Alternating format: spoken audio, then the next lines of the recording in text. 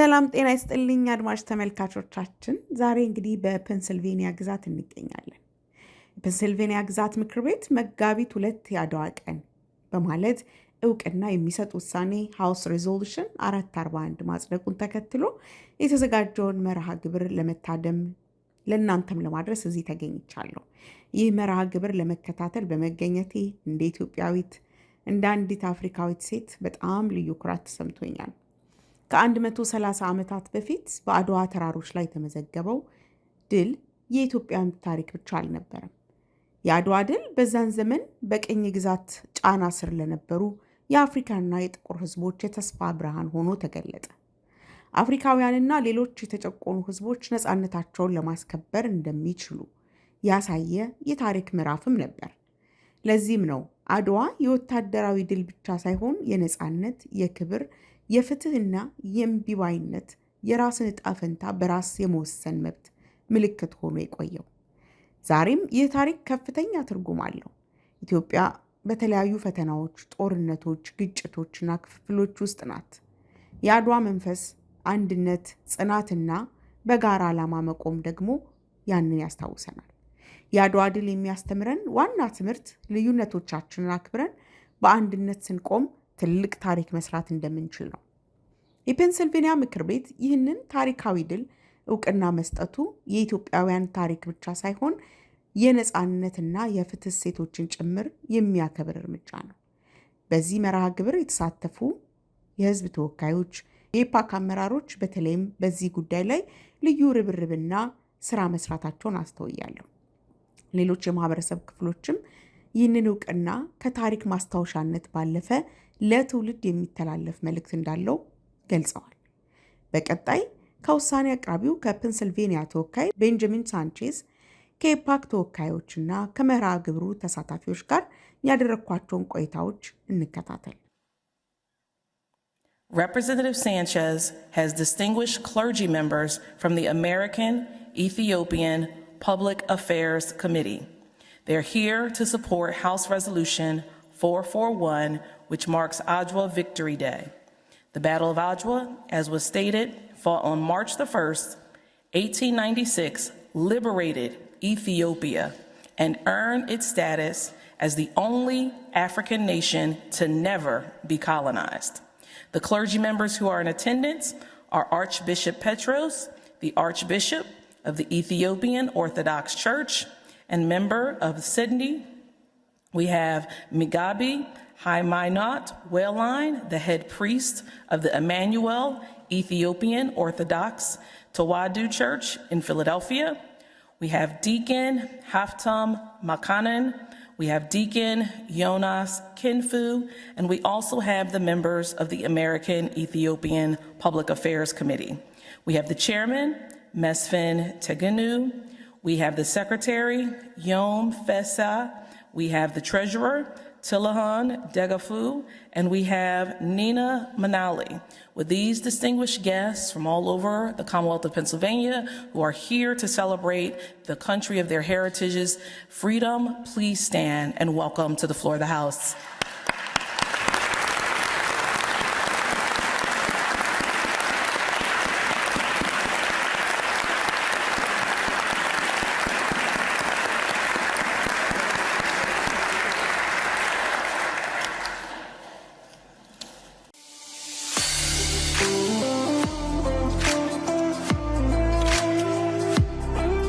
Welcome to the Pennsylvania Capitol, and we're very pleased to welcome the Ethiopian community here. And what we wanted to do with the resolution was to showcase the rich cultural heritage of Ethiopia and Ethiopian Americans, and to celebrate that through one of the greatest achievements in modern battle history, the victory at Adwa, and a celebration for all humankind to beat oppression and to establish Ethiopia as a beacon of freedom.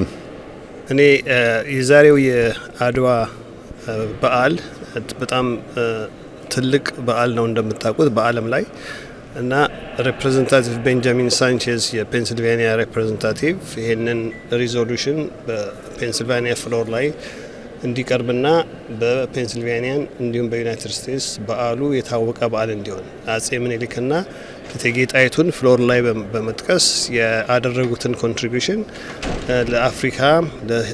ለአፍሪካና ለጠቅላላው ለሰው ልጅ ነጻነት የነበራቸውን ድርሻ ነው ያተቱት።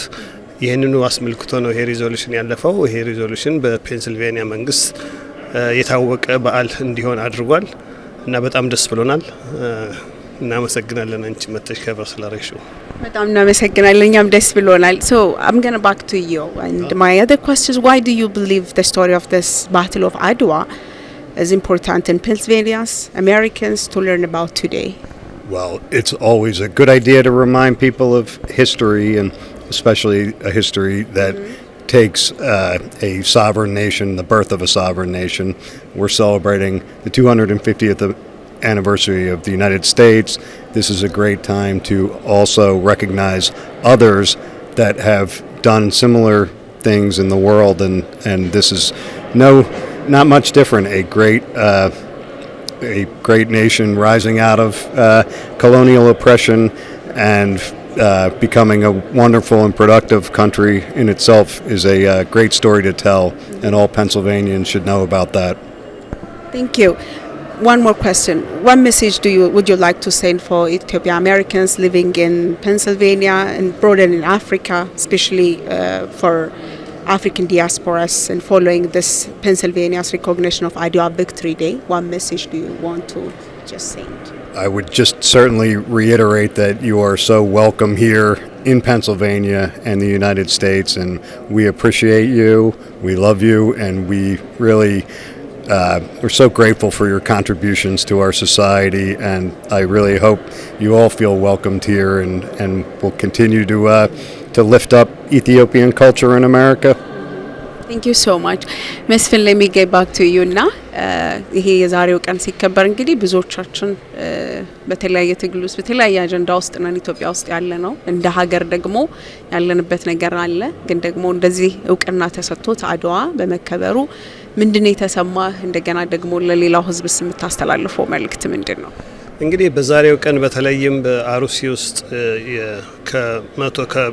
ከ40 ሰው በላይ ሞቶ ከ280 ሰው በላይ ዲስፕሌስድ በሆነበት ጊዜ የአድዋን በዓል የኢትዮጵያን ትልቅነትና የኢትዮጵያውያንን ትልቅነት ለማክበር በዚህ በትልቁ የፔንሲልቬኒያ ሃውስ ውስጥ ተገኝቶ ይሄ በዓል ሲከበር እኛ አገራችን ኢትዮጵያውያን ማንነታችንን ከኛ በላይ ለማወቅና እያወቀ ያለው ዓለም መሆኑን ነው ያስገነዘበኝ። በዛሬው ጊዜ በሀዘን ላይ ያሉት ወገኖቻችን ይህንን የአድዋ በዓል በዓለም ላይ ኢትዮጵያውያን የተለያችሁ ናችሁ፣ ራሳችሁን ከመቻልም አልፎ ለአፍሪካ ምልክቶች የሆናችሁ ሀገራት ናችሁ እያሉን ስለሆነ ይህንኑ መልእክት ሰምቶ የኢትዮጵያም ሆነ የኢትዮጵያ ሕዝብ የድሮ ማንነቱን መመለስ የሚችልበትን በአድዋ ስሜት ሀገሩን እንደገና ማጠናከር የሚችልበት ላይ መተባበርና ፎከስ ማድረግ እንዳለበት ነው የሚሰማኝ። ግን በዛሬው ቀን የአድዋ በዓል የአጼ ምኒልክና እቴጌ ጣይቱ በትልቁ የ200 ዓመት በላይ በሆነው በፔንሲልቬኒያ ሃውስ ውስጥ በከፍተኛ ደረጃ ስማቸው ተነስቶ እዚህ አጋጣሚ I would like to say it in English one more. I said it in Amharic, but I would like to say it in English. We are very grateful for you sponsoring this resolution, and we look forward to working with you in some other initiatives. There are a lot of stuff that can be done. Ethiopia, we believe, is a growing economy, a big nation, and the relationship between the United States and Ethiopia is only going to grow and grow better and better. And for that, this is a beginning of some sort of partnership at some level. So thank you, sir, for sponsoring it, and we are very grateful. And Mazi, thank you for.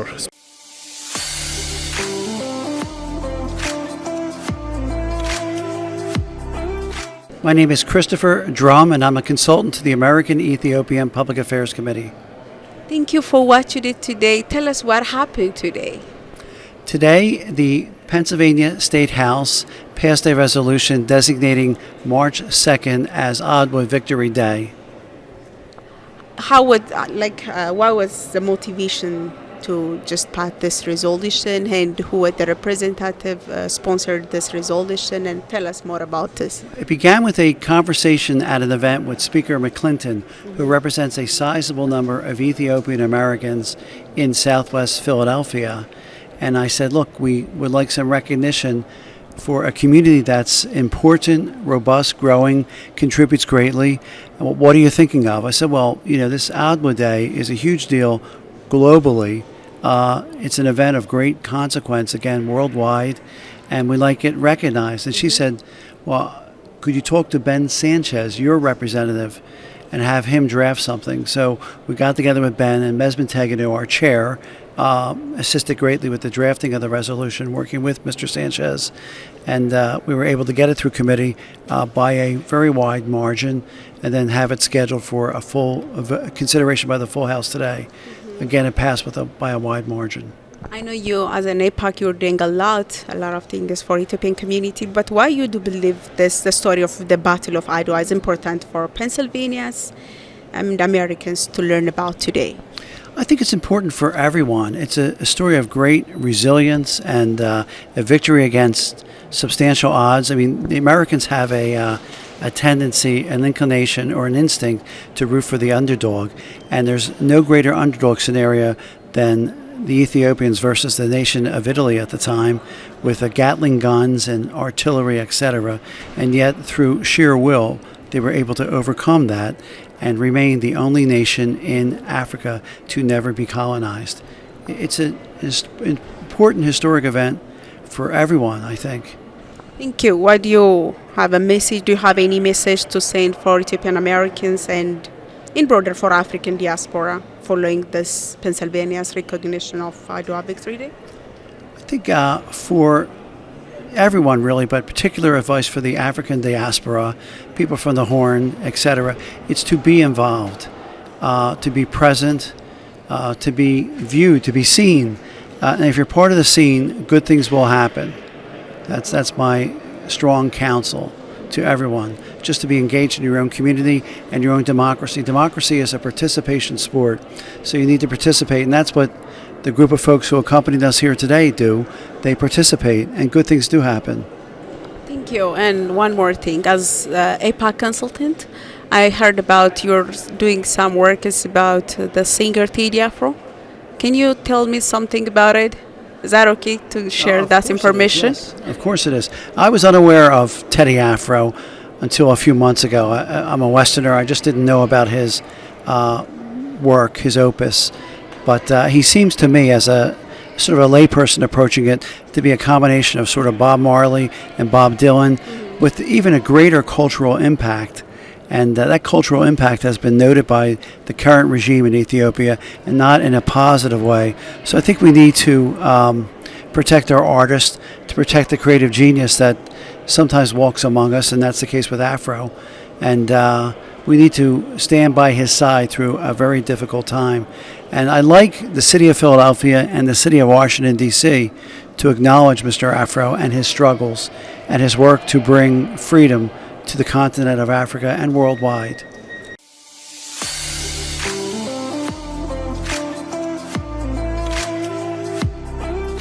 ዲያቆን አስከንፎ እባላለሁ።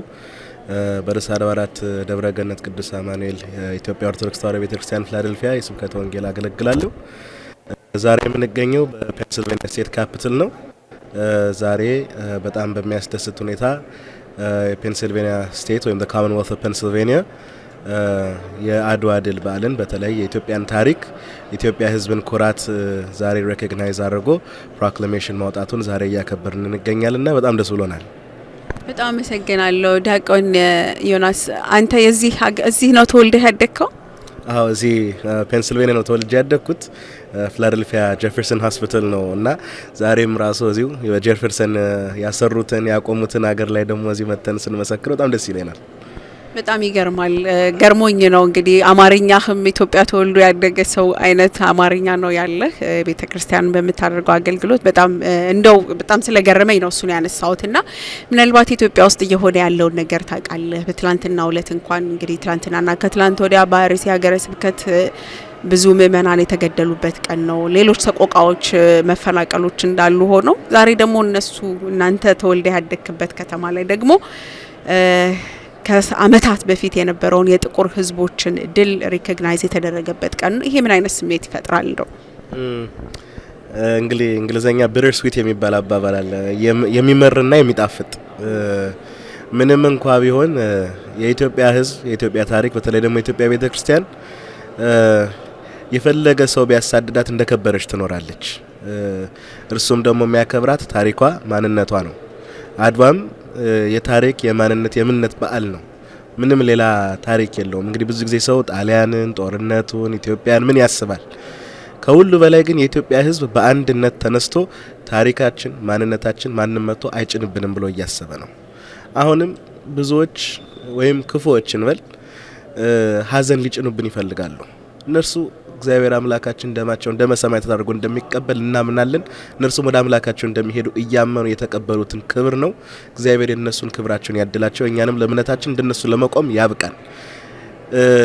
ማንም ቢገፋት የኢትዮጵያ ቤተክርስቲያን ተገፍታ ይሄው አሜሪካ ተከብራለች እንጂ ኢትዮጵያ የምትከብርበት ቀን ሩቅ አይደለም።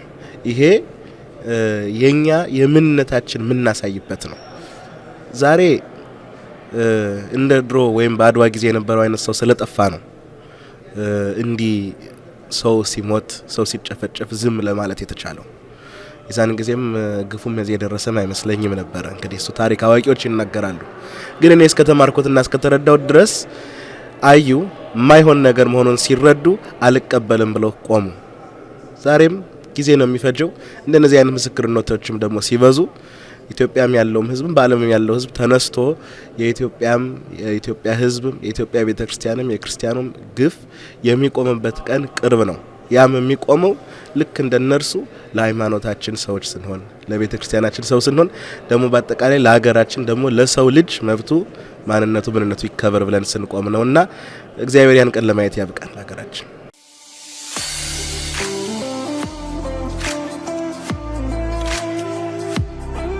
አድማጭ ተመልካቾቻችን እንግዲህ ዛሬ በፔንሲልቬኒያ ተገኝተን የዘገብነው ፕሮግራም ይህንን ይመስል ነበር። እንደተመለከታችሁት እንግዲህ መጋቢት 2 ቀን የአድዋ ድል በዓል በኢትዮጵያ ብቻ ሳይሆን እንግዲህ ከዚህ በኋላ በፔንሲልቬኒያም ይከበራል። በፔንሲልቬኒያ የምትገኙ ኢትዮጵያውያን ከዚህ በኋላ የአድዋ ድልን ከሌሎች የፔንሲልቬኒያ ነዋሪዎችም ጋር ሆናችሁ እንደምታከብሩት ተስፋ አድርጋለሁ። እውነት ለመናገር ከዚህ ፕሮግራም በኋላ ምን ተሰማሽ ብትሉኝ ዛሬ የሚደረገው የትኛውም የትግል እንቅስቃሴ የትኛውም ያልበገርም ባይነት እንቅስቃሴ በተለይም በአማራ ህዝብ የፋኖ የትግል የነጻነት የመኖርና ያለመኖር ጥያቄን የማስመለስ ትግል ኦኬ ዛሬ የሚደረገው ከዚህ ሁሉ ለመዳን ነው። ፍትህ ለማግኘት እንደ ሰው ለመቆጠር ለመኖር ነው። ነገ ይሄ ታሪክ ደግሞ በኢትዮጵያውያን ወይም በአማራ ብቻ የሚዘከር አይደለም። ዓለም ፍትሃዊ ትግልን ዓለም ለጭቁኖች የሚደረግ ትግልን ዓለም በትክክለኛ መሰረት ላይ የተጣለን ትግል እንደዚህ እንደሚያከብረው እንደማይረሳው በታሪክ ማህደር እንደሚያስቀምጠው እንደሚዘክረው የታዘብንበት ነው። ስለዚህ ወንድሞቻችን እህቶቻችን የምታደርጉት ትግል የምትከፍሉት ዋጋ ዛሬ በእኛ በምትከፍሉልን በኢትዮጵያውያን በአማራዎች ብቻ ሳይሆን በመላው ዓለም የሚከበር የሚዘከር ትግል ነው የሚል መልእክትና ስሜት ነው የተሰማኝ። አድማጭ ተመልካቾቻችን አብራችሁን ስለነበራችሁ ፕሮግራማችን ስለተከታተላችሁ ከልብ እናመሰግናለን። በያላችሁበት ሰላም